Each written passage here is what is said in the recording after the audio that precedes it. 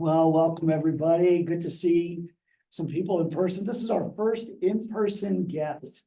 And I get to say a good friend of mine, somebody I've known for many years. We've talked networking at various places. Former Student of mine. So it's in spite of me, there is hope for everybody. So I want to welcome my friend Bryan Zimmer. A lot of excitement out there from my students about wanting to hear what you have to say. Let me introduce a little bit about Bryan. Bryan is currently head of security at Gretel AI. Prior to that, he worked at Humu, where he achieved ISO 27001 compliance, which is an international standard for managing information security. Previously was a senior network engineer at Netflix. Some other places he's worked as a senior security engineer here at UCSC, also for the Department of Defense, and as he mentioned, was once a student of mine many years ago. I mean, I looked you up, by the way, on my grade books. Oh, so, wow. Yeah. Straight F's. No, you did really well, except for the security. Oh, no, I'm kidding. So, anyway, why don't you can start with just telling a little bit about yourself, and then we'll get into a little bit about your journey and that sort of thing. Yeah, let's see, where do we start? So hi, I'm Bryan. I'm a nerd. I come from a long line of engineers. So I've always had kind of like the engineering mindset of how do things work, like building things, or like taking things apart, sometimes putting them back together. So that was kind of like my childhood, was taking stuff apart, putting it back together and seeing like how it all works. Eventually my parents got tired of that. My dad was into computers too. And he's like, okay, stop breaking things, go sit in front of this computer and play computer games. I was like, oh, this is kind of fun. This is cool. And then actually after a while, when I got a little older, I thought, oh, well, how does this thing work? Luckily I didn't take the computer apart because my dad would kill me. But I was like, oh, how does the computer work? What's inside? Like, how does the software work? What's this? Oh, what is this crazy dark box called the command line? What's in here? And then suddenly, boom, there goes my entire livelihood, just like poured myself into learning all about systems and networking and security. And then eventually my hobby turned into my career, and here we are. That's great when you can make your hobby your career. Yeah, what you really enjoy doing. Growing up, my friends hated me because well, I mean, for many reasons, but mainly because they were all, like in your 20s, you're trying to figure out what in the hell am I going to do with my life after college. Like the world is your oyster, but like, how do you pick a direction and everything? And like, Bryan, you already have all this experience from one, starting to work early, and two, computers were your hobby and everything. So you've already got your career set.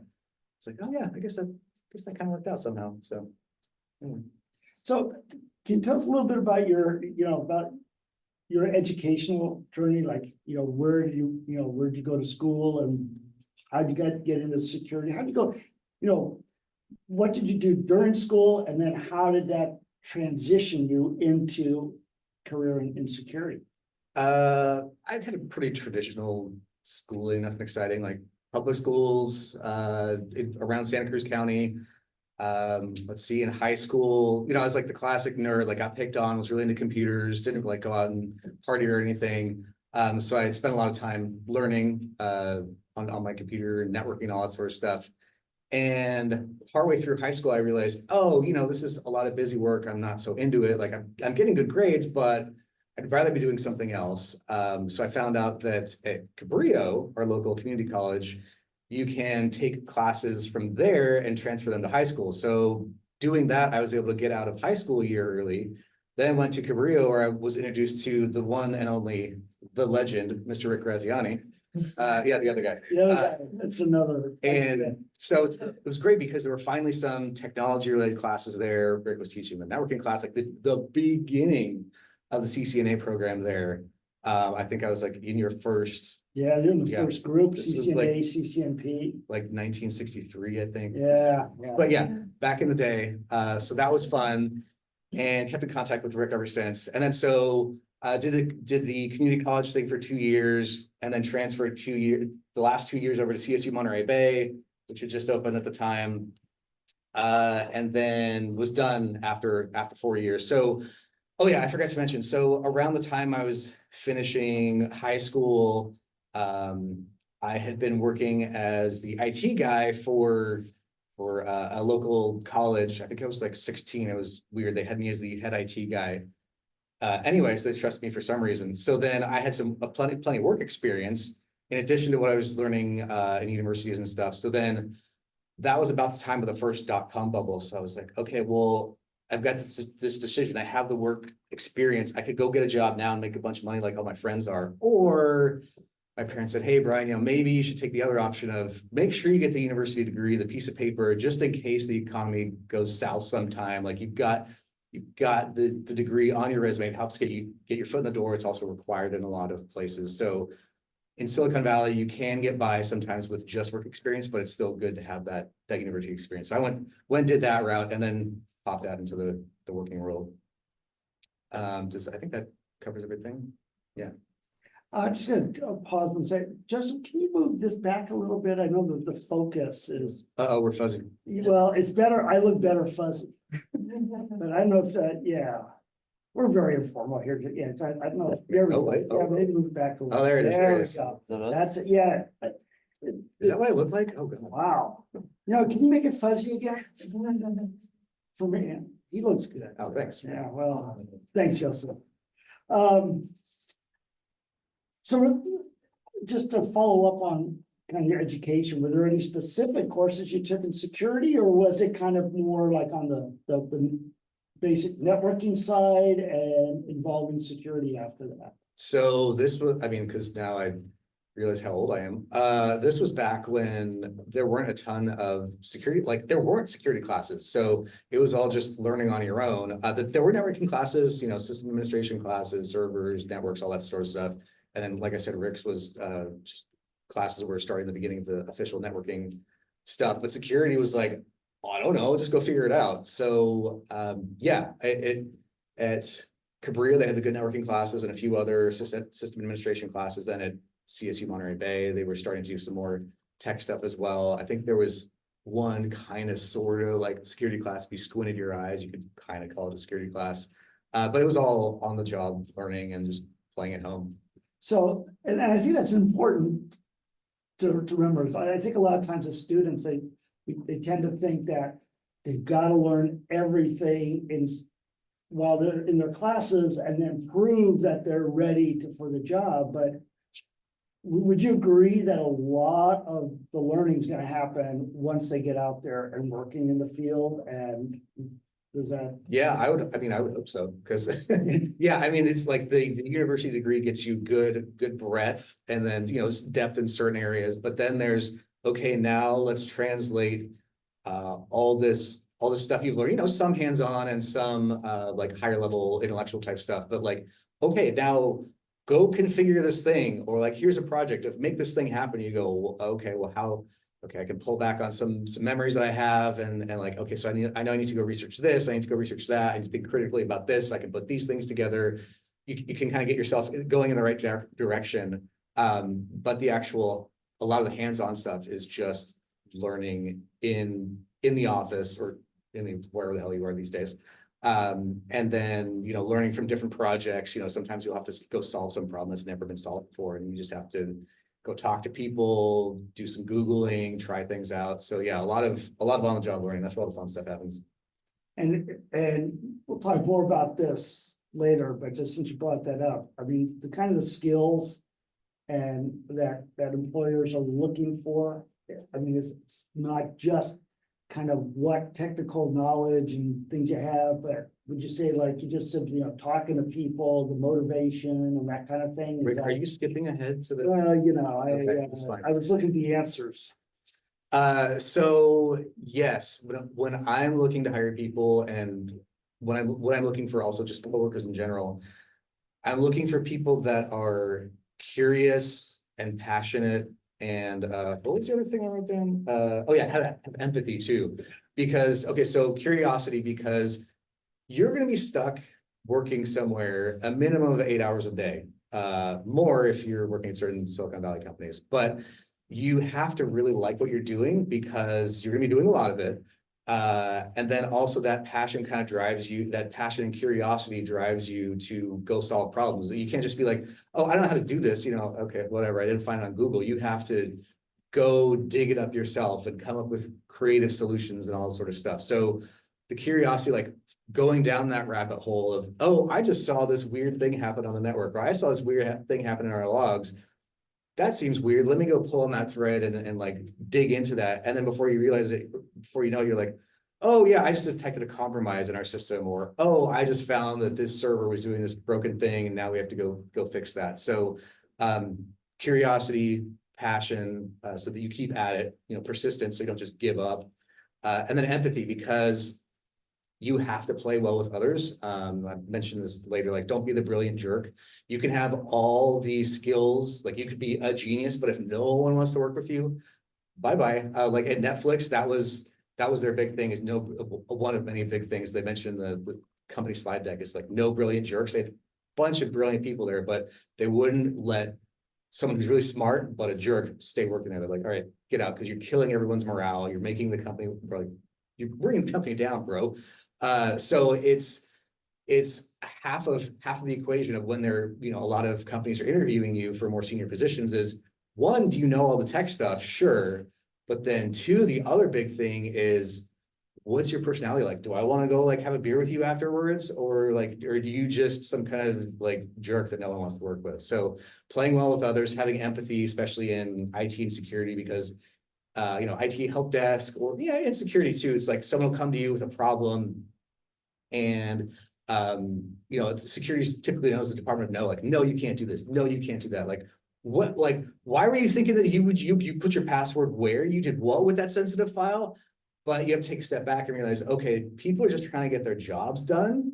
They're trying to get it done the best way they know how, usually they're not trying to be malicious. So it's like, okay, put yourself in their shoes, have some empathy. Okay, so they're trying to do this. They just don't know the right way to do it. So, okay, here, rather than yelling at them, it's like, okay, I see what you were trying to do. Here's the better way, the more secure way to do it. And then, afterwards, people get that sense of like, oh, I actually want to work with the IT team. I want to work with the security team, rather than, oh, no, I don't want to come to the security team because they're scary. And then that's bad, because once you have that reputation across the company, things fly into the, people just put skeletons in the closet and like sweep the dumpster, like sweep things under the rug. And like, there's dumpster fires hiding everywhere. You need people to trust you and come to you with security issues. Otherwise, you're never going to find them, because you can't be everywhere. This is great. And I like what you said about, what they look for. Because I've always, my thought was, when I've been part of interviewing processes, looking for people that you want to go to lunch with. Meaning these people you're going to get along with. And, the motivation, enthusiasm, all that plays such an important part, and I remember the days when, this is long ago, but where you could be just a jerk, and they felt like they had to keep you. And I've worked at companies where that was the case, but I think those days are long gone. Thank goodness. Yeah, I mean, you still run into the occasional one, but yeah. Why are you looking at me? So I make an exception for you, Rick. Okay, thank you. It's your good looks. All right, yeah. So I tell people my older brother's he's a physicist. He got the brains of the family. I had to settle for the looks and the charm. So it all balances out. All balances out. So what does a network security engineer actually do? So you talk about checking logs and say no. I guess that's a big part of the job. Yeah. So yes, you do definitely need the networking background. So security covers a lot of areas. So I'm kind of a generalist at the moment. I've been specialized in other things in the past. So for security, networking is one of those like base things you need to know, like Python, or how systems work, or like you need to know how packets get from one system to the other, like how DNS works and where to plug the cables and all that sort of stuff. So depending on where you go into security, you might need to know a lot more networking. Like say if you go into network security, if you go into system security, maybe some. If you go into application security and maybe penetration testing, maybe not so much. You don't use it necessarily every day, but you need some basic troubleshooting skills. So yeah, you need some stuff in there. But say for like this network security engineer, yeah, you're going to be looking at a lot of packets. You're going to be looking at logs. You're going to be looking at why is this system talking to this system and doing this weird thing? And like understanding, potentially understanding low-level TCP/IP stuff, or at least just understanding what is this packet dump telling me? Like, what in the hell is the system doing? Why is it doing this and that? And then, yeah, the troubleshooting comes in handy. One, just in everyday life of working, troubleshooting something, but also, we think this system's attacking this system. Why would it do this? Or how are the packets getting from here to there? Or why is this protocol doing this weird thing? So yeah, it definitely comes in handy. So you mentioned some different areas of security. So when you say security, can you just elaborate on that a little bit and talk a little about like system security, application security, network security? So there's a lot of different components to this, right? Yeah. So I mean, in my job, so right now I'm a team of one at a startup. So we're like 70 people. So I'm the only security person. So I do everything with the word security in it. At other companies, like say Netflix or wherever else, you've got a team of, 5, 10, 100, a few thousand people all working on security. So each one's specialized. So right now I'm kind of covering everything. So I do anything from like hands-on security work up to setting strategy of like what projects should we work on, how should we improve security, where are the biggest risks, working with the sales team to talk to customers to answer their security questionnaires because they won't buy our product unless they know we're secure, working with the legal team, contract review, working with executives to answer questions, working with anyone across the company to answer questions, working with engineering to improve the product. Yeah, all kinds of kind of everything. Like it's kind of a summation of all the stuff I've done over the years. So yeah, okay. So networking security is going to be, of course, more focused on the network. Like what's happening, like how can we detect attacks and bad things happening via just looking at, say, the firewalls or the network intrusion detection systems and all this other sort of stuff. And that, for better for worse, is becoming harder now because of, it used to be back in the day, a lot of stuff was unencrypted. So you could plug in your firewall, your intrusion detection system, it would see everything on the wire, like, oh, there's the passwords, or oh, here's this attack going, here's some sensitive data leaking. And now, thanks to TLS and all that sort of encryption type stuff, which is good, now those tools can't necessarily see everything, so it's a lot harder to detect attacks. So a lot more security is moving towards the endpoint, the workstations, and having tools on there so you can see, oh, this account got compromised, this vulnerability got exploited, this data got sucked out, this malware got installed.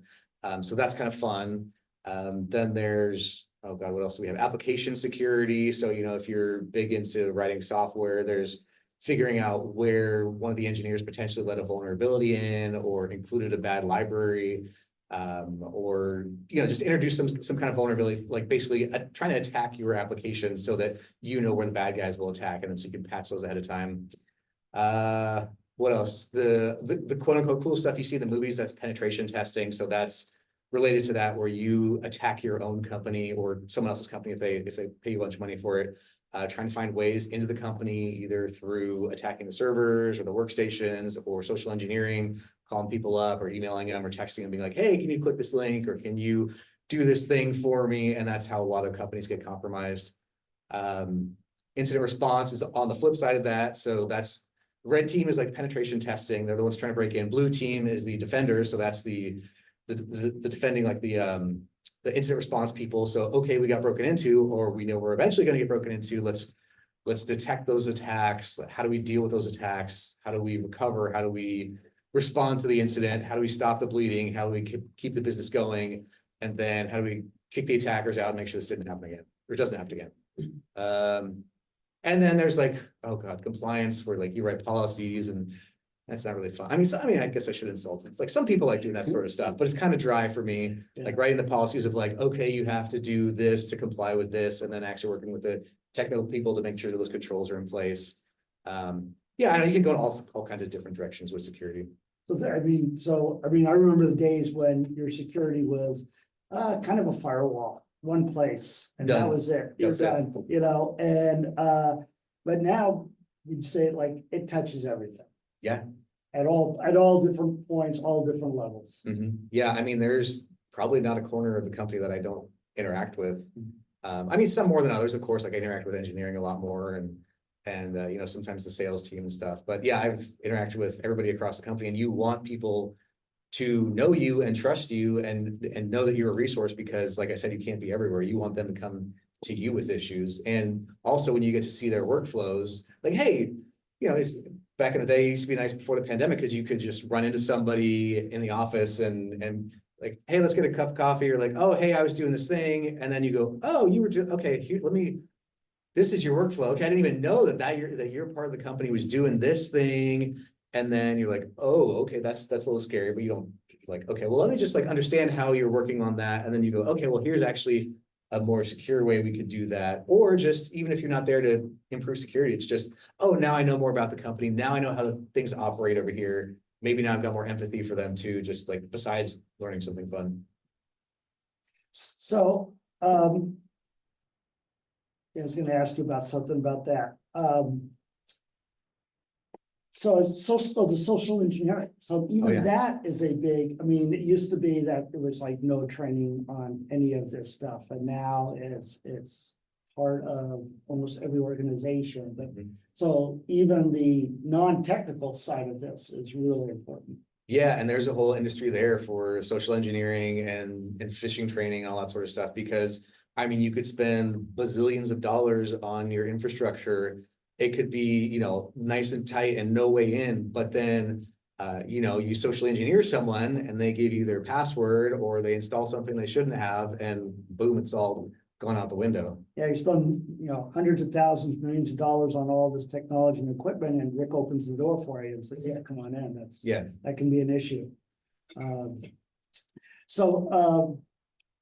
Can you talk a little bit about you've worked at various places, but, here at UCSC, and also, this also applies to my friends, Cabrillo, where I also work. You got an educational institution with kind of the different business needs than like a corporate place like a Netflix or something. Yeah. Can you talk a little bit like how the security differs maybe at an academic institution? Yeah. Oh, the stories I could tell you, Rick, the stories I could tell you. Okay, so let me back up a second, go to the Department of Defense. And as you can imagine, their security is, let's just say, a little more strict than a university. So things were locked down pretty tight over there. And I mean, your background, like speaking of social engineering, like your background check, they're checking to make sure that you're a legit person. You're not some sort of like hacker or terrorist or what have you. And the background check is honestly this thick, because you have to fill out, where have you lived for the last 7 years? Who can vouch for you for those last 7 years? Like, what jobs have you done? Where have you lived? Who knows you? What's your education? What drugs have you done? Like, what sort of like deep, dark secrets do you have? So that's just the vetting on the personnel side. And then on the technology side, everything, like there's the physical security, there's guards, there's badges, there's all sorts of crazy bit, and then there's and that's just for the day-to-day stuff. Then there's the classified stuff, which is, has even more strict physical controls. And then of course all the technology is locked down. So you can't install software, like you're lucky to be able to browse the web. Some locations, you have to leave your phone in a locker at the door. You can't bring your phone in because they're worried about, things leaking out, either you leaking something or the bad guys being able to hop in. So yeah, so that's fun. And then going from there to UCSC, where it's the complete opposite of just like academic freedom. And I remember plugging into the network to, get my IP that first day, and I got a public IP address, and I realized that the entire campus is wide open and everyone has a public IP address and there's no firewall. And I almost had a stroke. Like I broke down in tears. I was like, what is happening? Like everything's being turned on its head right now.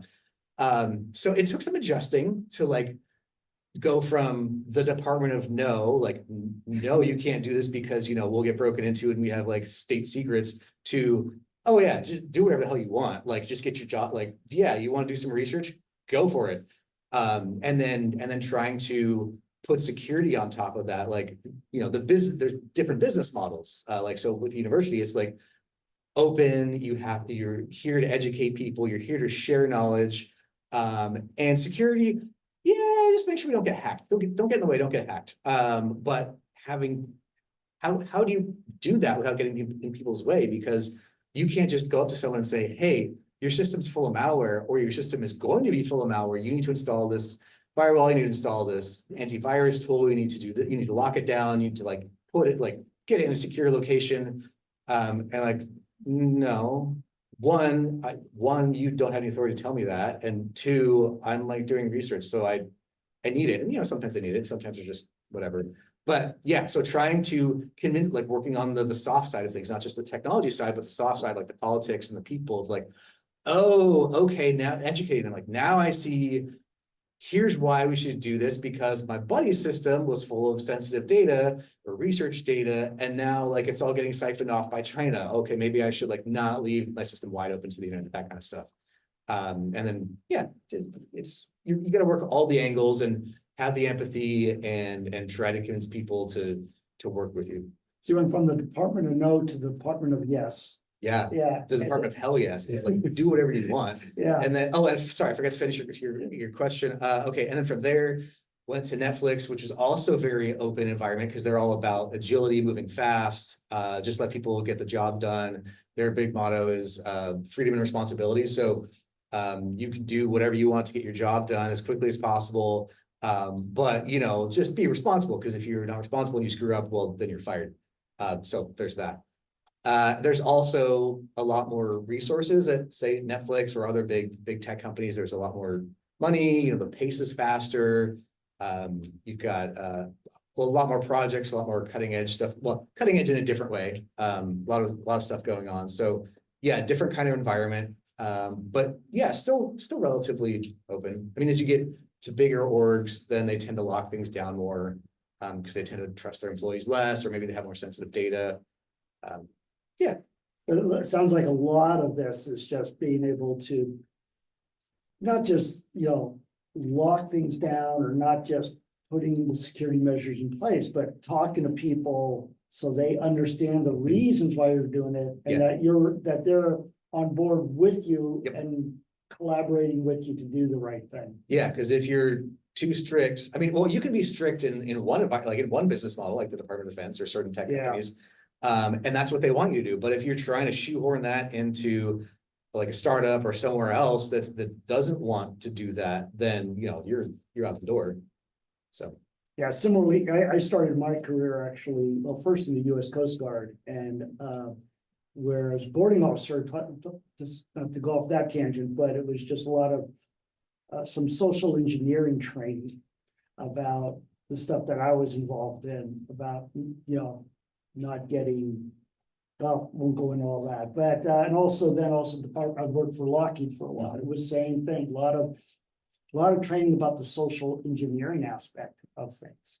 Because that's where, you know, just opening the door for somebody can be, you know, disastrous. yeah, and that, I mean, that's the soft side of security, where you know the CIA and all that sort of stuff are busy both trying to get into and also defending our country from people who are, you know, trying to, like, if they can't break into technology, they, like, especially back in the day when there wasn't so much technology, it was all about, you know, spycraft and doing the traditional spying and breaking into companies and social engineering, you know, trying to get people, collect sensitive information from people so that you can then either blackmail them later, or like seeing how the locks and things work so you can break into the building physically, trying to steal intellectual property, you know, trying to you know, either break into someone's system, or with on the soft side of things, getting information out of people, getting them to you know, social engineering them, like not just going straight after like, okay, tell me this, but let me set up a shell corporation so that you can start doing business with this company so it looks legit,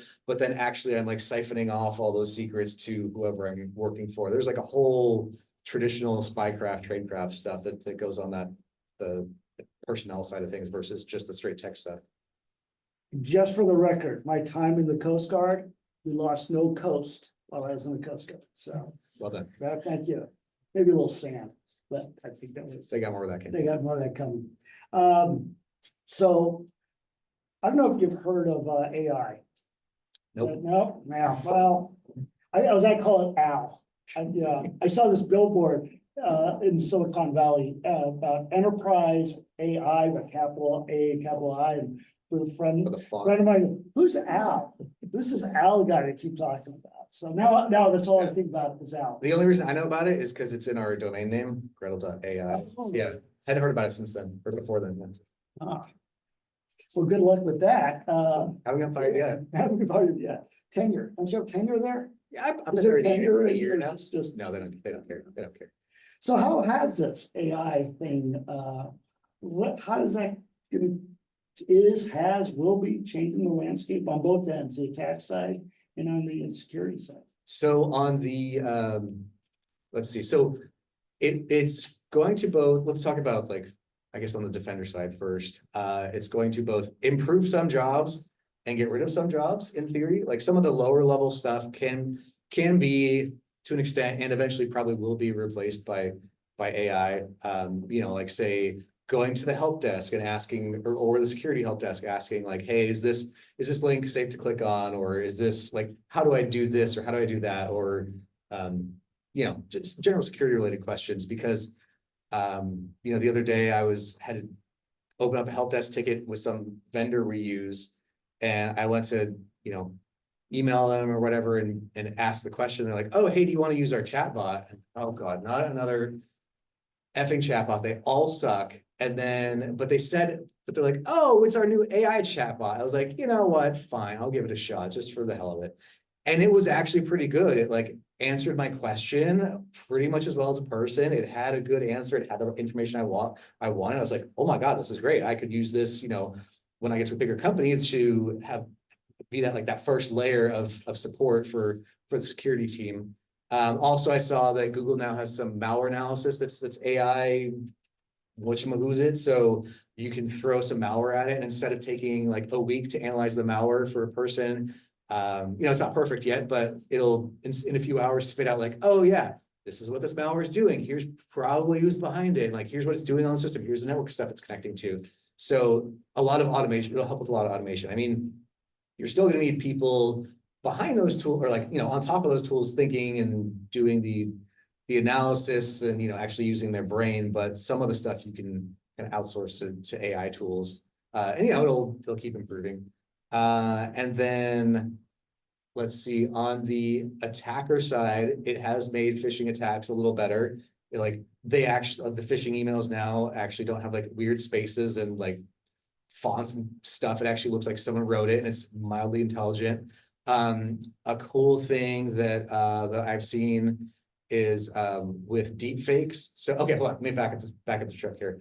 So imagine you're a security team or a help desk and someone calls you up and says, hey, I'm Joe down in whatever department. I forgot my password. I'm like traveling for work. My laptop got stolen. I can't get in. Like, what am I gonna do? I need this thing. Like, I need to close this deal. Putting a lot of stress on you. Like, this needs to happen now. And you're like, okay, well, how do I verify that this person is actually who they say they are? So, sometimes people would, like in the past, people would have their security questions where it's like, oh, what's your favorite dog? Or what's your dog's name? Or what's your favorite whatever the hell? So, but those are, easily guessable thanks to social media or open source intelligence. Or, they just get leaked in data leaks. So people, smart companies are kind of shying away from those. So that was one option. Now it's like, okay, well, maybe I could send you a 2FA acknowledgement or something, or send you an email and you can like read the code or whatever. And that's also been, people are getting around that too. So now the smarter companies are kind of like a little more on the cutting edge of that, are trying to do a video verification. So it's like, oh, okay, so come do a video call with me so I can see you're an actual person. I recognize your face. You're having a conversation with me. All right, fine. I'll let you in. Like, here's the password to get into your account, or like, here's the 2FA code or whatever. But with deep fakes, because people, give presentations and stuff like, hi, if your picture is out on the internet or video of you is out on the internet, they can use that to create a deep fake of you. And then, so when you talk to the help desk or the security team, They're like, oh, this looks like Bryan. He's answering some basic questions and he seems to know what he's doing, surprisingly more than usual. So yes, I will let you into your account and boom. So yeah, fun stuff. Yeah. I've just seen, a lot of this online right now with, and also on in the media showing a lot of this deep fake stuff's gonna be, you just can't trust, who's calling you, who's the phone number, the name on the phone, the voice, any video. Are you Rick? I was gonna say, you don't even know this isn't even Bryan and Rick. This is, so. Soon to be, all they need is, they got all my presentations, they got my Mhm. voice, they got my video. I'm just gonna be a hologram here in another year. I Yeah, think. I mean, once they get good, I could just sit at home and phone it in Yeah. and just like have the hologram do the work for me. It'd be great. They wouldn't even allow me to phone in, they'll just use me. So we can talk a little bit about getting a job. Your parents have been calling me. Someday you have to get a job, but we talk a little bit about, like, it's kind of a broad topic, but certifications, education, what's it like if for those maybe that are listening, that are maybe in community college or doing certifications that aren't getting that university degree? Is there a pathway for them via certifications? Are those at getting a university degree, should they also be thinking about certifications, or what other things can they be doing? I know this is a broad topic, but Yeah, certifications definitely help. With the caveat of, like, if you've already got a bunch of work experience, if you've been in the industry for a while, as you get more senior, like the importance of certifications kind of goes down. It's like, oh, we see you have equivalent experience. Fine, don't worry about it. You don't have to have like these certain certifications. But when you're first starting out, it definitely helps. An AS or BS or what have you, like some sort of degree is good. Some places required, but definitely less now, which is nice. The certifications help because it shows, hey, you've got this base knowledge, you've got some hands-on skills, you've got some, you got a good breadth there, and then like maybe deep in a couple areas. So that's kind of like the base, so that people know that you've got these good set of skills. And then after that, it's all pretty much on the job learning. And I would say for security type stuff, at least start out with something just like whatever the popular ones are, like Security Plus. Just get one of those so you've got a good breadth. And then I know as you get more senior, there's things like the CISSP, which is just a beast of a cert to go through, a lot of studying, a lot of testing, pretty hard. But especially if you go into the government, they require that. So you have to have that. Other companies, it's like, okay, you know what you're talking about. It's good you have that. But that's kind of like a little bit later in your career, unless you just want to go crazy and just do it now. And then if you like really hands-on stuff, there's SANS, SANS has some really good certs. They're not, I mean, none of them are cheap of any of these certs, but SANS has a lot of hands-on knowledge. Like I did a week-long class once. It was just like constantly drinking from the fire hose. My brain hurt. They're like just blasting through a ton of information, and then you have labs to do. But really good hands-on stuff, like, oh, you want to know how to do pen testing, or oh, you want to know how to do like blue teaming self-defense, or oh, you want to know like network intrusion detection, or all this sort of stuff. Just good tech deep dives. Whereas the CISSP and Security Plus are more like, here's the whole breadth of security, and here's a little bit about each part. so starting out maybe with a more of an entry level certification is kind of maybe nice for, like you mentioned Security Plus. Yeah. Okay, and the CISSP that's kind of The big one. That's the big one. So there's other certifications between. Yeah, there's plenty of other. I mean, something. Yeah. Okay. Yeah, it does make your life easier. It helps differentiate you because there's a bazillion resumes that all the recruiters are getting in, and they're like, how do I, of course, I guess now it's a lot of AI, thanks AI, like sorting through for them, but matching on keywords of, okay, so you got this degree, that's good, but let's just say everyone has that degree. Oh, you already have a security certification.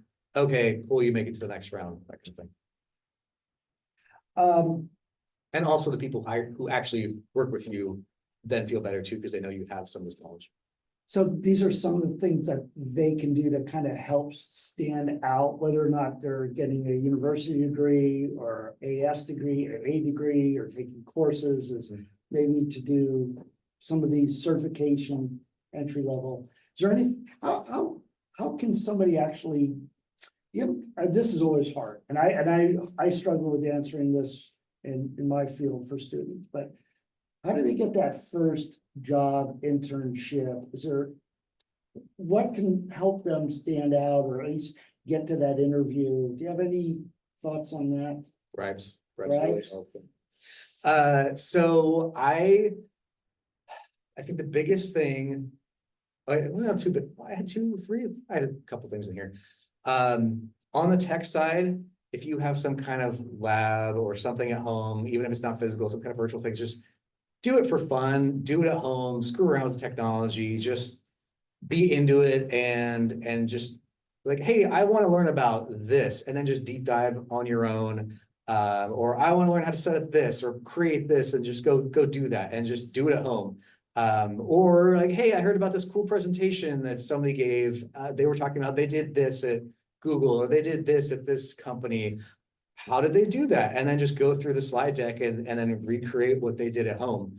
That's always good. So that's on the tech side, because that shows passion, curiosity, determination. Like you're actually into it and you're not just in it for the money.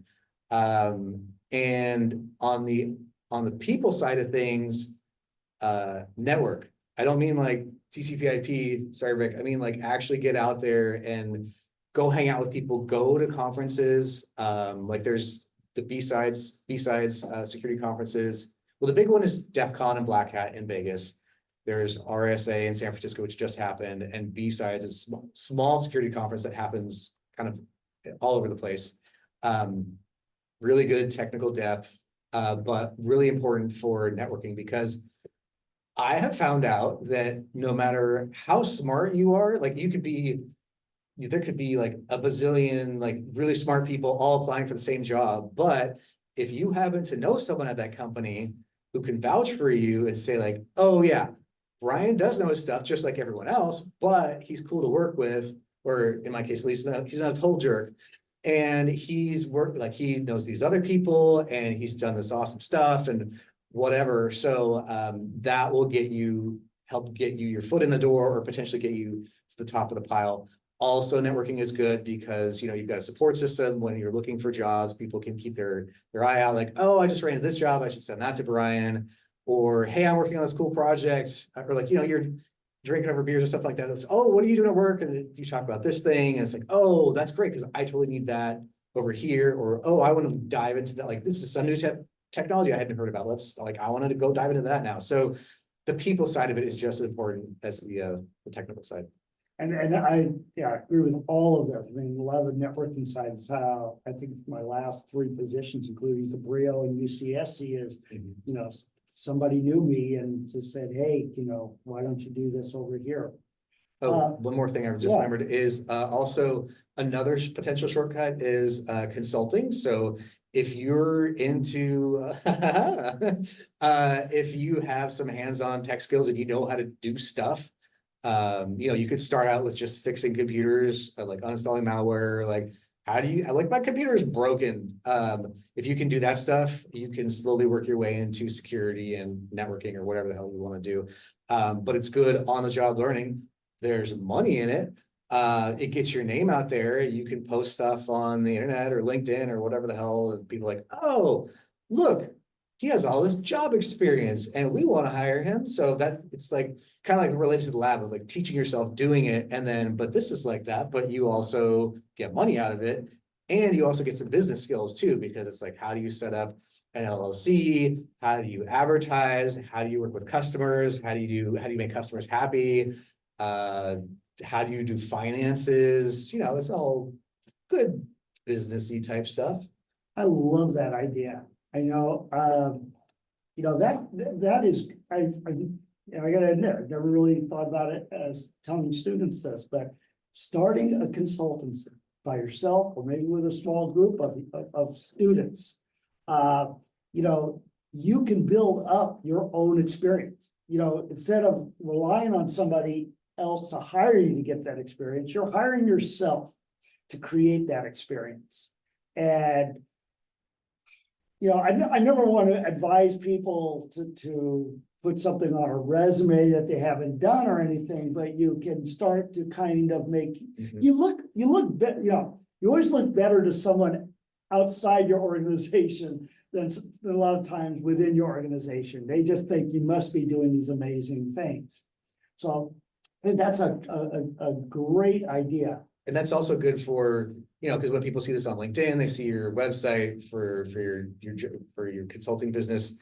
You want that, basically you want people to come to you rather than you going to them. Like, it's when you get, more experience and more senior level, it's not necessarily, or what you want to have happen in an ideal world is, instead of you putting in your resume in a giant pile and hoping it gets through, it's you want to be like internet famous star like Mr. Rick over here, where it's like people seek him out, like, hey Rick, come work with us on this cool project. We're starting a new company, we've got this hard problem to solve. Let's go get him, or let's go get you with your consulting business.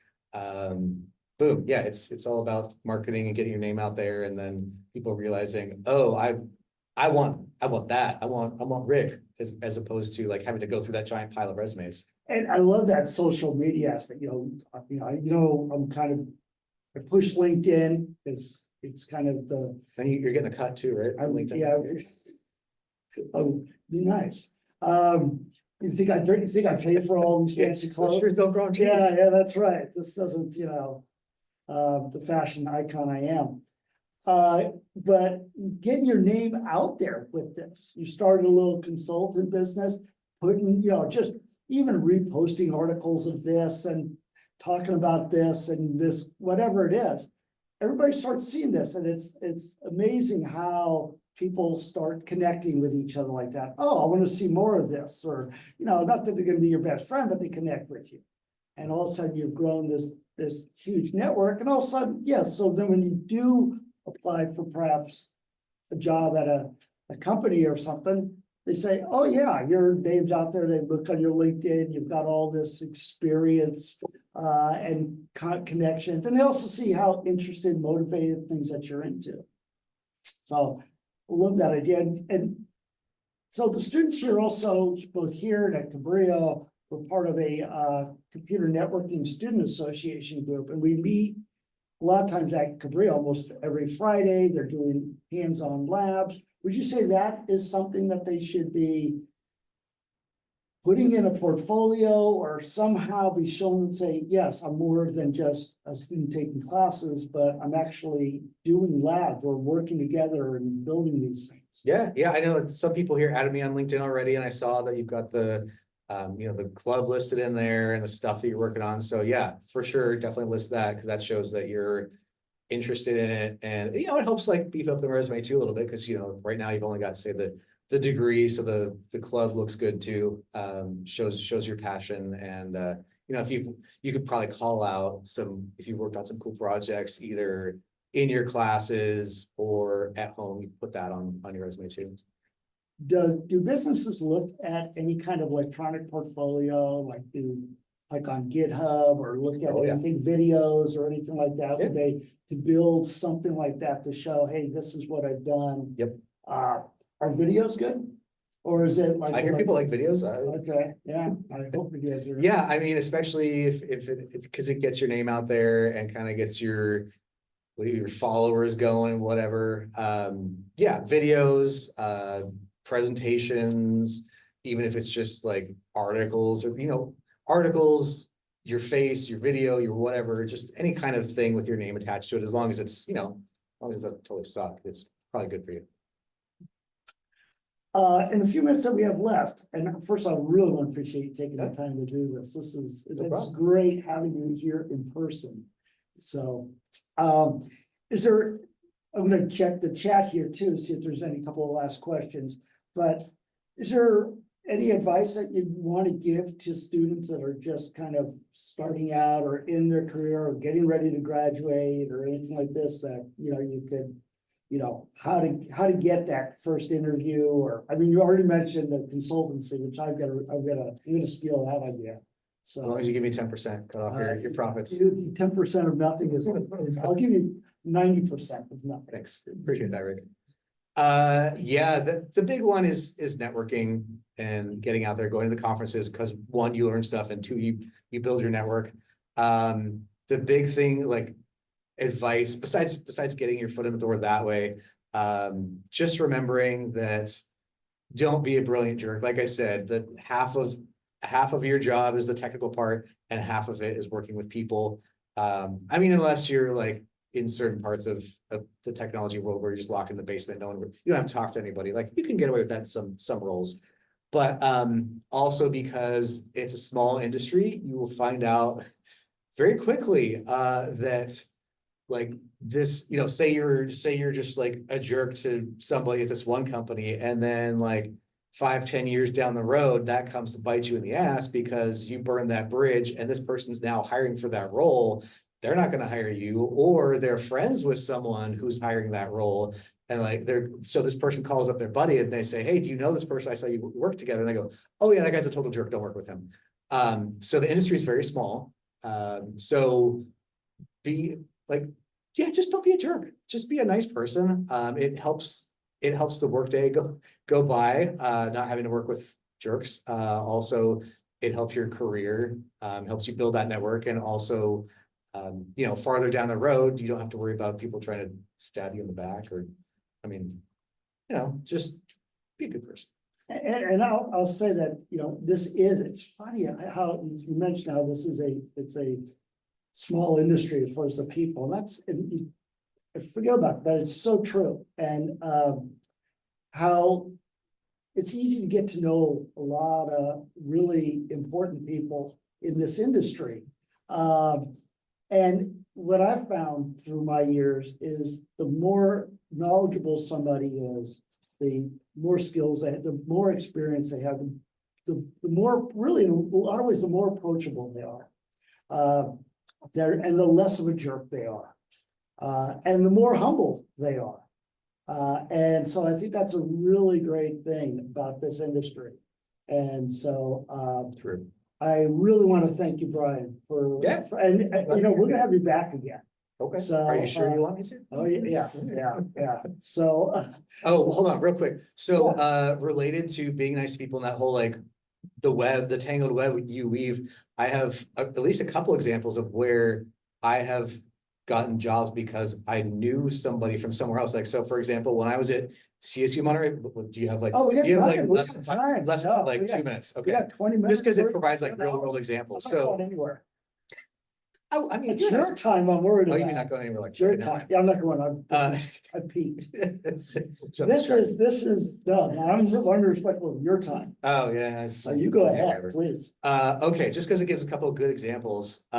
So when I was a student at CSU Monterey Bay, actually multiple of the professors worked at the Department of Defense next door. And so I was a relatively good student and not a complete jerk. And after a while, they're like, oh, this Bryan guy, hey, we have an internship program and we have this role opening. Maybe we should, hire him. And so that's how I got into the Department of Defense, because a couple of the professors vouched for me. Then let's see, after that, at Netflix, I got that job because one of the guys I worked with here at UCSC had gone to Netflix, and he's like, yeah, that Bryan guy, he's fine, hire him, whatever. So that got my foot in the door there. I mean, I still had like interview, and they had to find out that like I know things, whatever. But at least got me that foot in the door, like on top of that pile of resumes.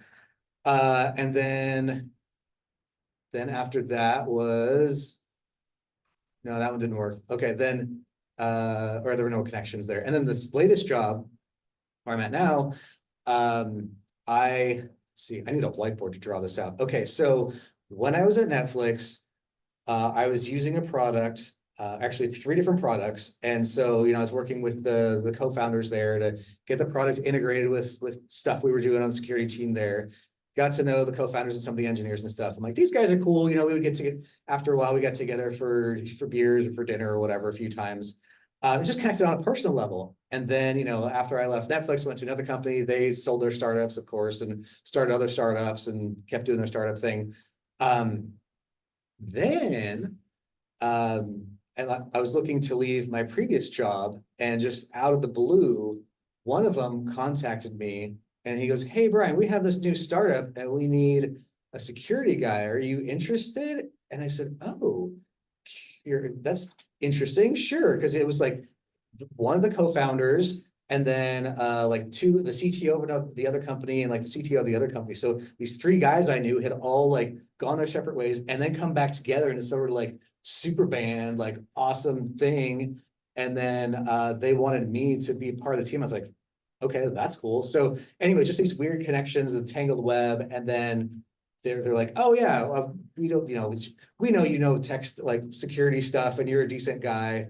Yeah, we'll just put you right to the top of the list." And I mean, I still had to interview and whatever, but it was, let's just say, much easier to get that job. And it was also just interesting that I knew all those three guys from like, I don't know, 7 years before, and had just kept in contact with them. So when you meet people you connect with on a personal level, either at a conference or a job or whatever, just keep in contact with them, go get coffee, go get dinner or whatever, or get a group of networking and security people together. Yeah, it's the people that make it worthwhile. And I think that's really important what you said. It's, and that constant keeping that network connections going with people, even when you're working, it's not like you go from, not like it was prior to all the social media and stuff. You'd leave one job, go to another job, and you'd never see or hear from these other people again. But now it's really important to maintain those connections, because you never know when you're going to run across each other. Plus, it's really, it's nice to see from a social aspect. Well, yeah, you go to a big conference, a big security conference, and it's like, oh God, I got to sit through another talk. I mean, sometimes the talks are interesting. Some of them you're like, I don't want to go, but I have to go for work or something like that. But then you run into people or you plan ahead to meet up with them, and that makes it worthwhile. It's like, oh, this is less miserable because now I'm hanging out with my buddy. I mean, usually the conferences are good; they're totally worthwhile. But sometimes you have to go to one that's dry or boring or whatever. But it's the people that make it fun. I remember the years ago when we used to meet up with a group of people down here in downtown Santa Cruz for a beer or two, and all networking nerds and security nerds, and it's nice to have people you could, because in the real world you talk with people and you're talking about, I don't know, whatever normal people talk about. I have no idea. But when you're with people who are in the same industry, like, oh, hey, we can talk on the same level about stuff. We can nerd out about networking or security or whatever, instead of, sports or whatever people talk about. I don't know. It's also a good night to vent with people that understand what you're going through. And also, many times, our good friend Bulu, and Jim Warner, bless his soul, he used to be he was a super senior security networking person here. But anyway, just drawing something, hey, let me, get a napkin, stuff that we used to draw on napkins, and topology, and just running things by somebody. Just kind of spur of the moment. And always make sure your friends and your coworkers are smarter than you. Because people, if you're hiring someone, or if you're working with coworkers, it might be intimidating to be like the dumb person in the room, but you want to be the dumb person because you will learn a lot. Yes. So like, you're hanging out with some smart dude, and it's like, oh, all this. Here, let me just sketch this out on the napkin. And suddenly you're just stuffing your brain with all kinds of knowledge. Or, you're in a meeting with somebody at work, and they'll just spout off something that they're working on. You go, oh, okay, now I learned something new today. You don't want to be the smartest person in the room. But if you are, something I was going to mention, remember to, I swear. I swear to God, I'll shut up soon. Send the elevator back down, which is the idea of, once you get some knowledge, like even if, say you're 2 years into your career, you now have 2 years more knowledge than someone who's just trying to start out. So you're up here in the elevator, send it back down, bring people up with you, give them the knowledge, help them out with networking, help them out with, introducing them to people across the industry, or just help them learn, kind of give back to the community. I love that, because, students think I'm a lot smarter than I am. I tell them if they talked about the same thing for 35 years, they'd sound really smart too. But I love teaching students who are all smarter than me. Yes, there's some things I know that they don't, but what they already are coming to school with or what they are taking are things that are well beyond anything I learned in industry or I took in school. Because most of the stuff didn't exist yet. So I love being with the students because you've already got I know you sometimes may think that you feel intimidated by, professors, instructors, whatever, but really a lot of us are intimidated by what you're learning. And, so my job is bring that elevator down and bring you up with what I know. At the same time, I learn constantly from all of you, and I'm always a little envious of what they're learning and stuff. Yeah, Like, that's good stuff. why can't I go back to school and take all these classes again? Yeah, but then you got tests and papers. That's the only thing. I enjoy working a lot. I shouldn't say this, but a lot more than I ever enjoyed school. Everything's open book, open notes, and they pay you. Yeah, that's good. I like What a difference. And you're not going to work and say, okay, you have an exam today. No, hey, let's work together on this and, then go get a beer or sandwich or something. Okay, I'm done talking. I swear, I'm done now. Oh, I've just started. You got me all riled up now. So how would students keep in contact with you? Is LinkedIn? Yeah, so I don't know, traditional security person. I'm not like all over LinkedIn or all over whatever the hell posting things all the time. I'll post every now and again when I have something worthwhile to say, which is like every 5 years. But so add me on LinkedIn. That's a really good way to keep in contact with me if you want one-on-one, like, hey, I have this question, or hey, let's have a half-hour meeting just to discuss career advice or whatever.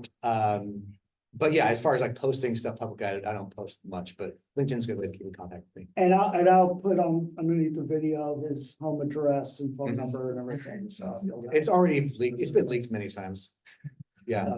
Oh, and speaking of data leaks that are fun, remember how I mentioned that whole Department of Defense background check?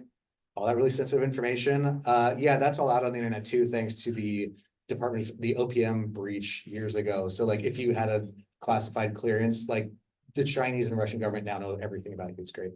So I don't care, like give out my home address. I might get job offers, who knows how. Yeah.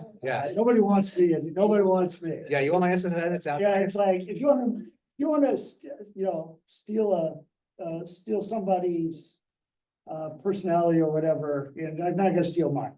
Take somebody worthwhile. Nobody wants to imitate me. So, Bryan, thank you. No problem. So I really appreciate it. Thank you. Let's do a post on YouTube. Do we have questions? I got those. Yeah, I already Okay. got those. Yeah. All right. So, thank you, Bryan. No I'm problem. gonna stop the recording, but thank you for those of you being online, watching YouTube. And again, thank you, Bryan, this was amazing. At your service. Thank you. Anybody have any in-person questions or? I guess, yeah. Oh, God. Wow. Okay.